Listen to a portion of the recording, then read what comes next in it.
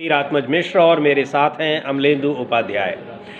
संसद में संविधान पर चर्चा जारी है। लोकसभा के बाद अब आज राज्यसभा में संविधान पर चर्चा हो रही है। 16 और 17 यानी आज और कल 2 दिन संविधान पर चर्चा होगी राज्यसभा में।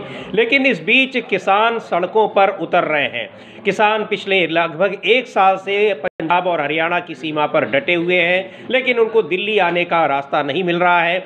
दिल्ली आने पर उनको रोक दिया जा रहा है, पानी की बौछारें डाली जा रही हैं, रबड़ की गोलियां चलाई जा रही हैं। अब किसान देशव्यापी आंदोलन पर उतर आए हैं। आज देश भर में ट्रैक्टर मार्च निकाल रहे हैं किसान, और उसके बाद फिर आंदोलन की रणनीति तय की जाएगी। तो ये सारी मुद्दे। और दूसरी ओर महाराष्ट्र में सरकार बनने के बाद, पूर्ण बहुमत आने के बाद, मुख्यमंत्री बनने के बाद और यहाँ तक कि मंत्रिमंडल का विस्तार होने के बाद भी मंत्रियों के विभागों का बंटवारा नहीं हो पाया है। यानी वहाँ अभी भी सारी चीज़ें ठीक नहीं है। 23 नवंबर को परिणाम आए हैं। पूर्ण बहुमत के बावजूद सरकार अभी ठीक से चलने की स्थिति में नहीं आ पाई है, जबकि वहाँ मुख्यमंत्री भी आखिरकार कई दिनों के बाद, लगभग 12-13 दिनों की कवायद के बाद मुख्यमंत्री बन पाए। Devendra Fadnavis 2 deputy chief minister बने हैं, लेकिन महायुति गठबंधन में सब कुछ ठीक नहीं चल रहा है। विभागों को लेकर खींचतान अभी भी बनी हुई है, और जो तमाम तरीके के जो संकट हैं इस सरकार पर, वो अभी उन खतरे अभी टले नहीं हैं। तो महाराष्ट्र में अभी भी सरकार के सामने तमाम तरह की इसका संकट जो है वो बना हुआ है। विभागों के बंटवारे को लेकर तीनों ही पार्टियों में और ख़ास तौर पर शिवसेना और भारतीय जनता पार्टी के बीच खींचतान जारी है। लेकिन इन सब मसलों पर, सारे मुद्दों के बीच में, इधर बीच आज से महाराष्ट्र में विधानसभा का सत्र भी शुरू हो रहा है। उत्तर प्रदेश में भी विधानसभा का सत्र आज से शुरू हुआ है। ज़बरदस्त हंगामा हुआ है वहाँ संभल के मुद्दे को लेकर, उस पर भी हम चर्चा करेंगे। लेकिन पहले बात करते हैं संसद में आज क्या चल रहा है। राज्यसभा में संविधान पर चर्चा हो रही है, और जिस तरह से लोकसभा में संविधान पर चर्चा हुई, उसकी दशा और दिशा पर जिस तरह से भारतीय जनता पार्टी यानी सत्तारूढ़ पार्टी और खुद प्रधानमंत्री का भाषण उससे बिल्कुल अलग दिशा में रहा, उसको लेकर जिस तरह से विपक्ष ने निराशा जताई है, उससे राज्यसभा में कितनी सार्थक चर्चा की उम्मीद की जा रही है। एक बार सुनते हैं विपक्ष के नेताओं से। संजय राउत को सुनते हैं, शिवसेना के नेता हैं, राज्यसभा के सदस्य हैं, वो भी उसी राज्यसभा में हैं, उसके सदस्य हैं जहां आज और कल संविधान के मुद्दे पर चर्चा हो रही है। कितनी उम्मीद रखते हैं सार्थक चर्चा की संजय राउत, उन्हीं के मुंह से सुनते हैं। चर्चा करेंगे बाद में, लेकिन आज संविधान के ऊपर चर्चा डिबेट होगा। लोकसभा में चर्चा हो गई, अब राज्यसभा में चर्चा। आवाज आ रही है? सरकार हाँ ठीक है। खिलाफ काम कर, चाहे न्यायपालिका हो, चाहे चुनाव आयोग, चाहे राजभवन, चाहे संसद हो, जहाँ जहाँ संविधान की चौकीदारी होनी चाहिए, वहाँ संविधान के बारे में जो भूमिका सरकार ले रही है वो देश के हित में नहीं है। अगर ये सरकार 400 पार कर लेती तो संविधान में चर्चा का विषय अलग होता, और संसद में चर्चा का विषय क्या होता? संविधान बदलना जरूरी है, उस पर डिबेट होता। लेकिन 400 पार को ब्रेक लग गया, इसलिए हम संविधान पर चर्चा कर रहे हैं। देश की जनता का हम आभार मानते हैं कि आपने ब्रेक लगा दिया, लेकिन आप चर्चा करेंगे। लेकिन जिस देश की न्यायपालिका, चुनाव आयोग जैसी संस्थाएं नरेंद्र मोदी और अमित शाह के दबाव में काम करते हैं, वहाँ संविधान खतरे में। तो संविधान पर चर्चा हो रही है, लेकिन जनता ने ब्रेक लगा दिया 400 पार पर, और जो संविधान को लेकर आशंकाएं जताई जा रही थी, वो आशंकाएं, उन पर विराम लग गया, ये कहना है संजय राउत का। बार बार ये चर्चा हो रही है अमलेंदु जी की 400 पार नहीं आई, और उसकी वजह से जो संविधान को बदलने की आशंकाएं थी, उन आशंकाओं पर विराम लग गया। विपक्ष के नेता ये चीज़ बार बार कह रहे हैं, और ये आरोप लग रहे हैं, और निश्चित तौर पर उसी का नुकसान भी हुआ भारतीय जनता पार्टी को कि 400 पार का नारा वो इसलिए दे रही थी ताकि संविधान को बदला जा सके, संविधान में बड़े पैमाने पर बदलाव किया जा सके। और अब जब उसको नहीं मिला तो फिर वो संविधान पर चर्चा करने को विवश है। हालांकि इसकी चर्चा की मांग की थी विपक्ष ने। तो ये चीज़ें किस तरह से सरकार को परेशान कर रही हैं, और जिस तरह से लोकसभा में हम लोगों ने देखा कि संविधान पर चर्चा का मुद्दा महज कुछ एक चीज़ों पर 30-40 साल 50 साल पुरानी घटनाओं पर टिका रहा। हाँ, देखिए पूरा जो संविधान पे चर्चा हुई भी, उसमें सत्ता पक्ष की तरफ से संविधान पे तो कोई चर्चा हुई ही नहीं जी। और नरेंद्र मोदी के संविधान पे चर्चा में तो संविधान का सा भी नहीं बोला गया, तो सिर्फ आरोप प्रत्यारोप चलता रहा। अभी भी निर्मला सीतारमण जब राज्यसभा में बोल रही हैं तो वो भी आरोप प्रत्यारोप का दौर चल रहा है, संविधान को लेकर कोई बातचीत नहीं हो रही है। विपक्ष की तरफ से था संविधान को ये सरकार किस तरीके से तोड़ना मरोड़ना चाहती है, और संजय राउत जो कह रहे हैं वो बिल्कुल यही कह रहे हैं कि अगर 400 पार का नारा इनका कामयाब हो गया होता तो आज सदन में चर्चा ये हो रही होती कि संविधान को बदलना क्यों जरूरी है। जी। आज जो चर्चा संविधान पे हो रही है वो विपक्ष के आह्वान पे हो रही है। राहुल गांधी ने चूंकि लिखा था, लोकसभा अध्यक्ष को पत्र लिखा था कि इस पर आप चर्चा कराइए, और जाकर मिले भी थे, तो इसलिए संविधान पर चर्चा कराई जा रही है। लेकिन अगर ये सरकार को 400 पार हो गया होता तो ये संविधान क्यों बदलना, इस पर चर्चा कर रहे होते, और चर्चा क्या कर रहे होते बल्कि संविधान बदलने के लिए ले आए होते अपना कानून जो भी कुछ करना था। जी, वो तो पार्टी के कई सांसद कह भी चुके थे, खुलेआम कह चुके थे। उनमें से एक तो अरुण गोयल इस समय लोकसभा के सदस्य भी हैं। जी। हालांकि वो लल्लू सिंह जो थे वो तो हार गए थे चुनाव, लेकिन ये तो हैं, ज्योति मिर्धा भी हार गई थी, लेकिन ये और अरुण गोयल तो जीत कर आए हैं। तो इन पर क्या कार्रवाई हुई, या ज्योति मिर्धा पे क्या कार्रवाई हुई, या अनंत कुमार पे क्या कार्रवाई हुई, या लल्लू सिंह चौहान पे क्या कार्रवाई हुई, तो नरेंद्र मोदी कुछ कहने की स्थिति में नहीं है। तो यही सवाल जो है उठ रहे हैं समय। जी बिल्कुल, ये सवाल उठ रहे हैं, और ये विपक्ष ये कह रहा है कि चूंकि संविधान को बदलने की मंशा थी, लेकिन जनता ने उस मंशा पर विराम लगा दिया। जिस तरह से 400 पार के नारे की उम्मीद, 400 पार करने की उम्मीद लगाया हुआ था सत्ता पक्ष ने, उसको पूरी तरह से रोक दिया। और अगर वो उम्मीद पूरी हो जाती तो आज संविधान पर चर्चा न हो रही होती, संविधान को बदलने की बात हो रही होती। और जिस तरह से संविधान पर चर्चा के दौरान लोकसभा में प्रधानमंत्री ने भाषण दिया, उससे जिस तरह से निराशा हुई विपक्ष को, उसको लेकर बहुत ही महत्वपूर्ण है। और तब ये और भी ज्यादा महत्वपूर्ण हो जाता है कि राज्यसभा में उस चर्चा से क्या हासिल होने वाला है। और ये भी एक दिलचस्प बात है, एक कोइंसिडेंस है कि जब राज्यसभा में, संसद में संविधान पर चर्चा हो रही है, तो राज्यसभा में पहली बार सभापति के खिलाफ अविश्वास प्रस्ताव का नोटिस दिया गया है, यानी उन पर अविश्वास प्रस्ताव की प्रक्रिया शुरू हो गई है, चल रही है। हालांकि वो अभी भी उसको चेयर कर रहे हैं, आसन पर बैठे हुए हैं। लेकिन कांग्रेस पार्टी के नेता और राज्यसभा सदस्य प्रमोद तिवारी क्या कहते हैं, राज्यसभा में कांग्रेस पार्टी के वो उपनेता हैं, डिप्टी लीडर हैं प्रमोद तिवारी, संविधान पर जो चर्चा हो रही है राज्यसभा में, उससे उनको उम्मीद है कि कितनी सार्थक चर्चा इस पर होगी, जबकि चर्चा समाप्त हो चुकी है। उस समय तो कोई हंगामा नहीं हुआ, लेकिन जब leader of opposition Rahul Gandhi ने बोलना शुरू किया तो जमकर हंगामा हुआ। और यही नहीं, विपक्ष के जितने भी नेताओं ने बोला, सत्ता पक्ष की तरफ से वहां पर व्यवधान उत्पन्न किया गया। इसकी शिकायत भी की गई लोकसभा अध्यक्ष से, ओम बिरला से, लेकिन शिकायतों का कोई संज्ञान नहीं लिया गया। टीएमसी की नेता महुआ मोइत्रा ने तो साफ तौर पर कहा लोकसभा में कि उनके खिलाफ अभद्र टिप्पणी की गई है, और लोकसभा अध्यक्ष ने उन टिप्पणियों को कार्यवाही से निकालने का भी वादा किया, लेकिन इसके बावजूद कार्यवाही से वो शब्द नहीं निकाले गए। तो इस समय संविधान पर जो चर्चा हो रही है वो अपने आप में इस लिहाज से बड़ी महत्वपूर्ण है कि संसद के दोनों सदनों के जो पीठासीन अधिकारी हैं, यानी लोकसभा अध्यक्ष और राज्यसभा के सभापति, दोनों ही विपक्ष उनके ऊपर तमाम आरोप लगाए हुए हैं, आरोपों से घिरे हैं। और राज्यसभा के सभापति को तो इस समय अविश्वास प्रस्ताव का सामना करना पड़ रहा है, नोटिस दिया जा चुका है।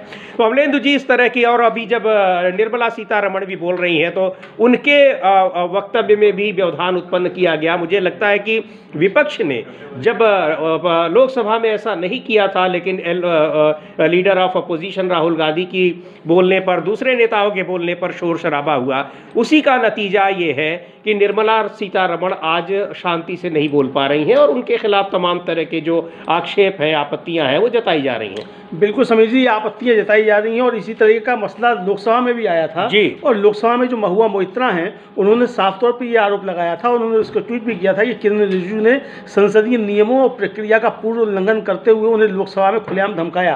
और उन्होंने ओम बिरला से कहा कि वे रिजिजू के शब्दों को हटा देंगे, लेकिन अभी तक कोई कार्रवाई इस पर नहीं की गई है। इस निरंतर लैंगिक उत्पीड़न धमकी के खिलाफ उन्होंने एक बार फिर जो है पत्र लिखा है पार्लियामेंट्री कमेटी को, महुआ मोइत्रा ने।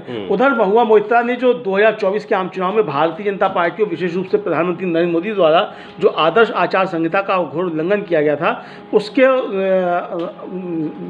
जो चुनाव आयोग ने उसको नज़रअंदाज किया, उसको उन्होंने जो बात कही थी उसको लोकसभा के स्पीकर ने उनके भाषण से हटा दिया है। उसको उन्होंने फिर जो है ट्वीट किया है कि चूंकि लोकसभा के स्पीकर ने हटा दिया है, मैं इसको फिर से यहाँ ट्वीट कर रही हूँ। यानी वहाँ कार्रवाई से हटा दिया गया है, लेकिन जो बात कही गई वो जनता के बीच में है। तो ये इस तरह की चीज़ें हो रही। तो आज निर्मला सीतारमण को इस तरीके से बोलना पड़ रहा है यहाँ। लगता है प्रधानमंत्री जब आएंगे तो और ज़्यादा कुछ हो सकता है समीर जी। बिल्कुल। और एक बार फिर से देखते हैं कि इस समय क्या चल रहा है। और इस जो अध्यक्षता कर रहे हैं राज्यसभा के सभापति, उनके खिलाफ अविश्वास प्रस्ताव का नोटिस दिया जा चुका है। हालांकि विपक्ष ये कह भी रहा है कि जब नोटिस दिया जा चुका है तो उनको अध्यक्षता नहीं करनी चाहिए, लेकिन वो अध्यक्षता भी कर रहे हैं और अपनी बात को भी जमकर रख रहे हैं, यानी अपने को डिफेंड भी कर रहे हैं। एक बार रुक करते हैं फिर से राज्यसभा में क्या चल रहा है। लेकिन जबरदस्त हंगामे की स्थिति वहां बनी हुई है। संविधान पर चर्चा हो रही है, लेकिन संविधान पर चर्चा के दौरान जिस तरह से सत्ता पक्ष के नेताओं की ओर से पुरानी चीजों को ही रखा जा रहा है, उसको दोहराया जा रहा है। प्रधानमंत्री के भाषणों में भी वही बातें दोहराई गई जो कि पिछले 10 साल से तमाम की जाती हैं, संसद में कही जाती हैं, ऐसा विपक्ष का आरोप है। बीजेपी के नेताओं की ओर से उन्हीं चीजों को दोहराया जा रहा है, ये विपक्ष का कहना है। जबकि विपक्ष के नेताओं का कहना है कि हम संविधान की दशा और दिशा को लेकर यहाँ पर बात कर रहे हैं, तमाम सवाल पूछ रहे हैं, लेकिन सरकार की ओर से सवालों के जवाब नहीं मिल रहे हैं। एक बार रुक करते हैं फिर से राज्यसभा का। राज्यसभा में आप देख रहे थे संविधान पर वहां चर्चा हो रही है। राज्यसभा में विपक्ष के तमाम नेता संविधान पर चर्चा को लेकर उनकी प्रतिक्रियाएं आ रही हैं, टिप्पणियां आ रही हैं। और लोकसभा में जिस तरह से निराशा जताई है विपक्ष के नेताओं ने, राज्यसभा में भी उनको बहुत कुछ सार्थक चर्चा की उम्मीद नहीं दिख रही है। आम आदमी पार्टी के नेता संजय सिंह भी राज्यसभा सदस्य हैं, सुनते हैं वो क्या कह रहे हैं इस चर्चा को लेकर।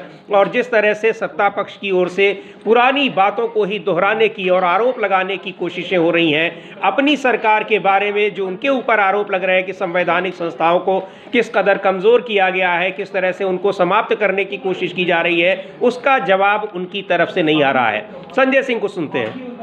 नहीं है कि किसके पास कौन सा विभाग है। अमलेंदु जी, इस स्थिति में किस तरह से वहां की सरकार काम कर रही है ये अपने आप समझ में आता है। सोचा जा सकता है कि क्या वहां पर सरकार के पास मंत्रियों को पता ही नहीं है कि उनके पास किस विभाग की जिम्मेदारी है, तो करेंगे क्या।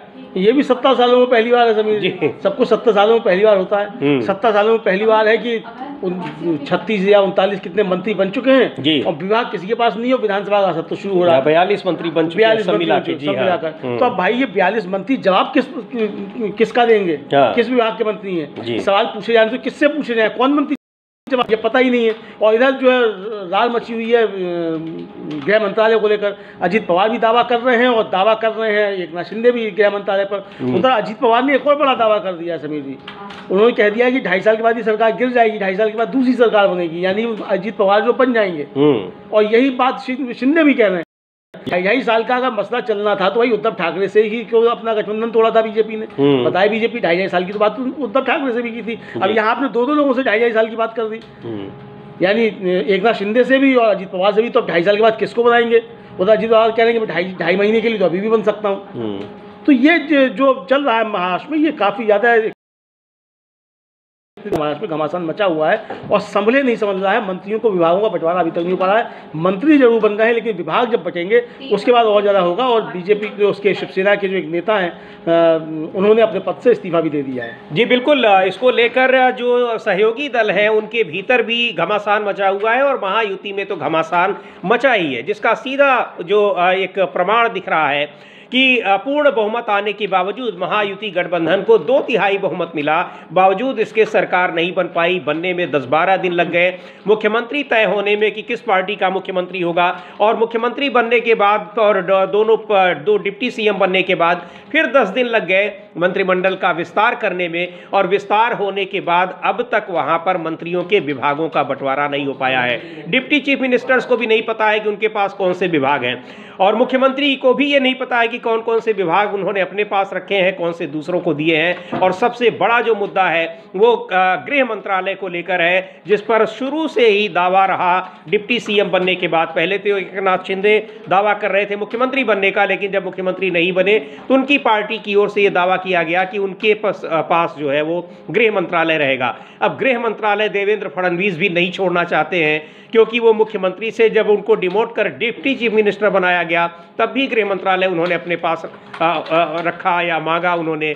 अब ये है कि जब वो खुद मुख्यमंत्री हैं तो क्या गृह मंत्रालय छोड़ देंगे। और दूसरी ओर एकनाथ शिंदे कतई नहीं छोड़ना चाहते हैं गृह मंत्रालय, तो इसको लेकर वहाँ पर खींचतान मची हुई है। लगभग 1 महीना हो चुका है, होने जा रहा है, और वहाँ पर विधानसभा के चुनाव परिणाम आए हुए, चुनाव के परिणाम, लेकिन अब तक सरकार में उथल पुथल ही मची हुई है। और अब जैसा अजीत पवार और एकनाथ शिंदे के बयानों में आ रहा है कि 2.5 साल में अपने मंत्रियों को बदलेंगे, तो बहुत कुछ राजनीतिक संकट वहाँ पर क्या आने वाले दिनों में भी अभी आएगा वो साफ दिखाई पड़ रहा है। अब महाराष्ट्र में क्या स्थिति है क्या नहीं है ये अपने आप में समझने वाली बात है, लेकिन संजय राउत जो ये आरोप लगाते हैं कि ये सरकार चल रही है गुजरात की, उन्होंने पिछली महाराष्ट्र सरकार पर, महायुति सरकार पर यह आरोप लगाया था, लेकिन अब तो ये पूरी तरह से साफ है कि वहीं से चल रही है, क्योंकि बार बार एक एक मुद्दे पर कंसल्टेशन के लिए, बातचीत के लिए, परामर्श के लिए आना पड़ता है दिल्ली। और दिल्ली किसके पास?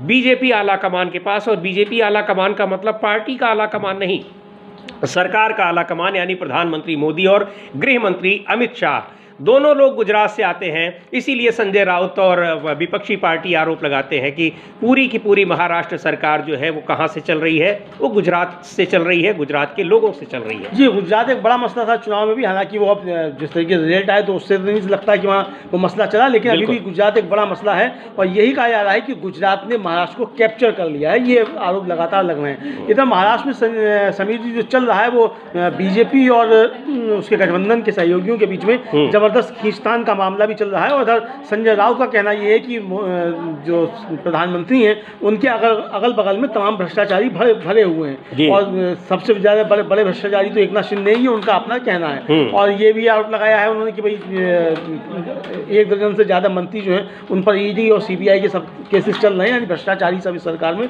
शामिल हैं, ये संजय राउत का कहना है। जी बिल्कुल, अभी जो बात विजय वडेट्टीवार भी कह रहे थे कि यहाँ पर 15 से ज़्यादा मंत्री जो है उनके ऊपर किसी न किसी गंभीर आरोप है तमाम भ्रष्टाचार के मुद्दों पर, लेकिन वो सब मंत्री बने हुए हैं।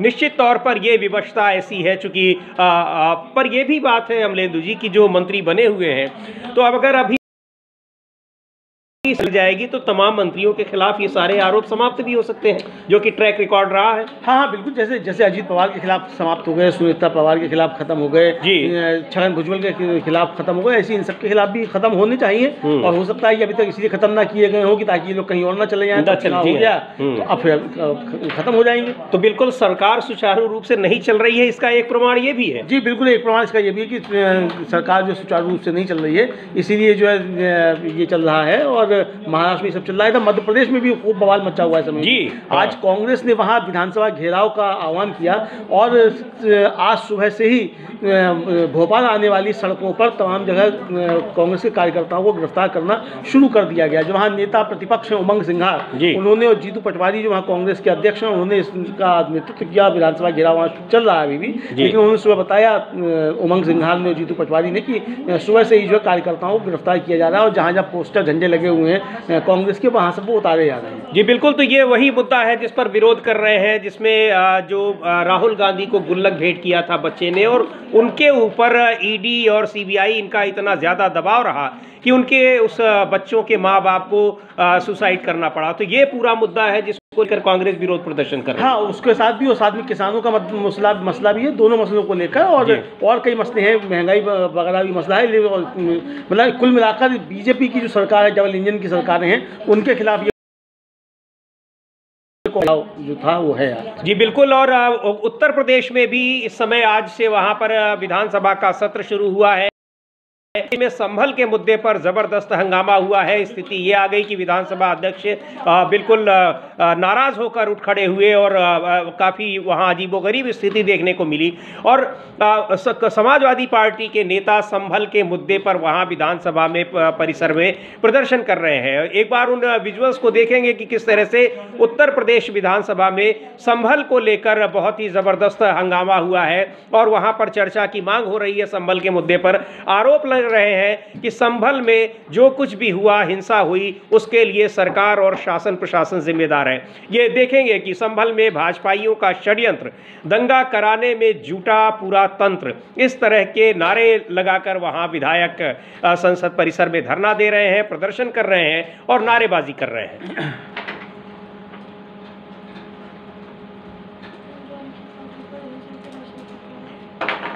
तो पेपर लीक से नौजवान बेहाल, धोखेबाज है भाजपा सरकार, और ये नारे लगे हुए हैं। उसके अलावा संभल को लेकर आरोप लग रहे हैं। ये आप देख सकते हैं समाजवादी पार्टी के तमाम विधायक जो वहां पर संसद भवन के बाहर बैठे हुए हैं, माफ कीजिएगा, उत्तर प्रदेश विधानसभा के परिसर में बैठे हुए हैं, नारेबाजी कर रहे हैं और प्रदर्शन कर रहे हैं। तो ये आप देख सकते हैं वहाँ किस तरह से नारेबाजी हो रही है।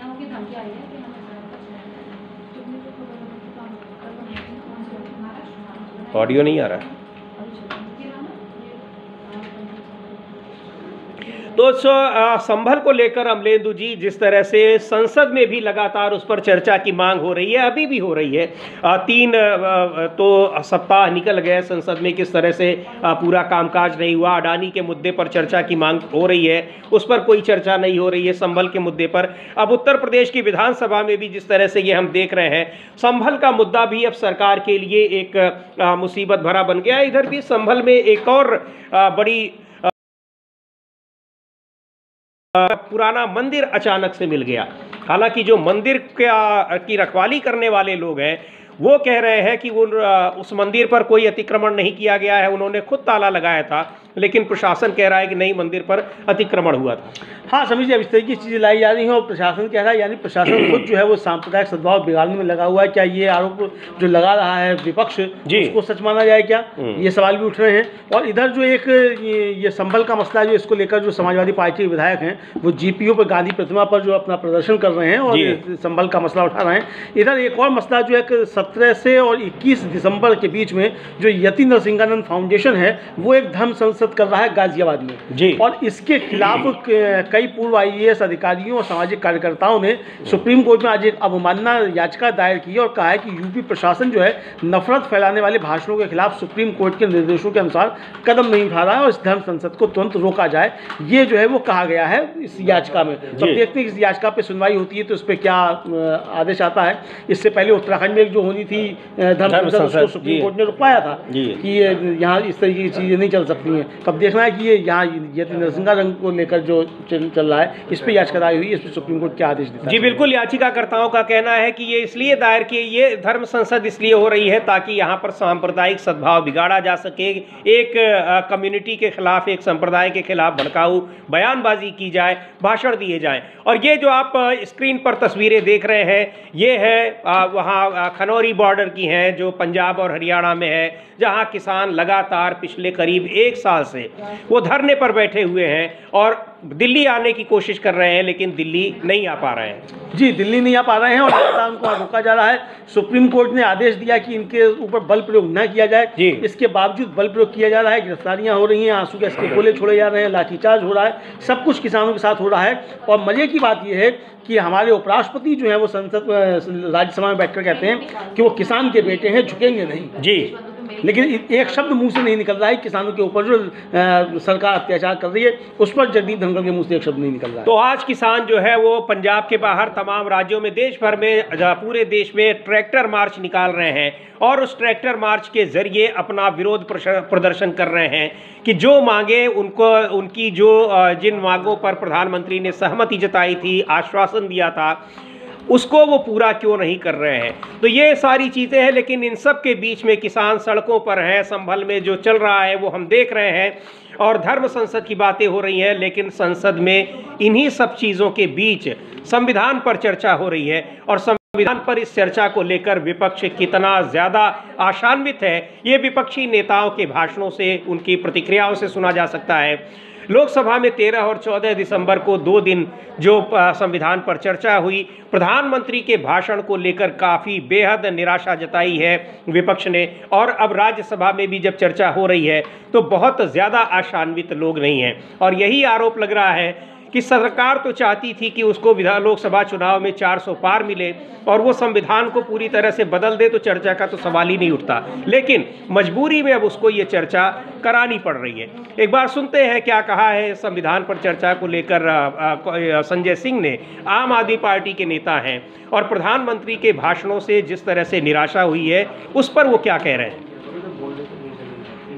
देश घुसपैठियों का जिक्र किया, और आज का ये दिन है कि बांग्लादेश का मुक्ति दिवस है, यानी जो 16 दिसंबर है। इसी दिन बांग्लादेश आज़ाद हुआ था। भारत के और पाकिस्तान की लड़ाई हुई थी जिसमें भारत के सहयोग से बांग्लादेश को मुक्ति मिली थी। आज प्रधानमंत्री नरेंद्र मोदी ने भी उस पर एक ट्वीट किया है, लेकिन इस ट्वीट की ज़बरदस्त चर्चा हो रही है। पहले हम लोग देखेंगे कि उस ट्वीट में उन्होंने क्या लिखा है। उसमें उन्होंने जबरदस्त तारीफ की है, लेकिन इस ट्वीट को लेकर प्रधानमंत्री ट्रोल क्यों हो रहे हैं, ये भी अपने आप में बड़ी महत्वपूर्ण बात है। उन्होंने लिखा है कि जो विजय दिवस, इसको उन्होंने जो सैनिकों के बलिदान की प्रशंसा की है, जिन सैनिकों ने उसमें भाग लिया उस संग्राम में और बांग्लादेश को मुक्त कराया, उसको लेकर उन्होंने प्रशंसा, बावजूद इसके वो ट्रोल क्यों हो रहे हैं अमलेंदु जी? देखिए समीर जी, वो ट्रोल इसलिए हो रहे हैं कि आप देखिए वो लिखना है, जैसे लिखा उन्होंने कि उन्होंने सबको याद किया, लेकिन इसमें कहीं भी ना तो सैम मानेकशॉ का इसमें जिक्र है, ना इसमें इंदिरा गांधी का जिक्र है, ना इसमें बाबू जगजीवन राम का जिक्र है। यानी इंदिरा गांधी जिन्होंने दुनिया का भूगोल बदल दिया था, उनका इस पे कोई जिक्र नहीं है, और प्रधानमंत्री नरेंद्र मोदी इसको याद कर रहे हैं। ये जो है बताने की चीज़ है। तो इसलिए नरेंद्र मोदी बहुत निंदा हो रही है कि नरेंद्र मोदी इतने तुच्छ प्रवृत्ति के व्यक्ति क्यों हैं जी, कि आप अपने नायकों को याद भी नहीं कर सकते हैं। भाई इंदिरा गांधी आपसे पहले की थी, आप उस समय तो कुछ थे भी नहीं। आप फर्जी बातें करते हैं कि आप जो थे वो आंदोलन में जा रहे थे। कहाँ गए थे आप? आंदोलन में जेल गए थे, दिखाइए अपना। आप 71 के आंदोलन में जेल गए थे, लेकिन इमरजेंसी में आप कहीं जेल नहीं गए। बोले ऐसी फर्जी बातें काहे करते हैं प्रधानमंत्री नरेंद्र मोदी की, सारी दुनिया में उसकी चर्चा हो जी, ये सवाल उठ रहे हैं समीर। तो बिल्कुल इन सारी चीज़ों को लेकर प्रधानमंत्री ने जो ट्वीट किया है उस पर बातें हो रही हैं और उसमें उनकी काफ़ी आलोचना हो रही है।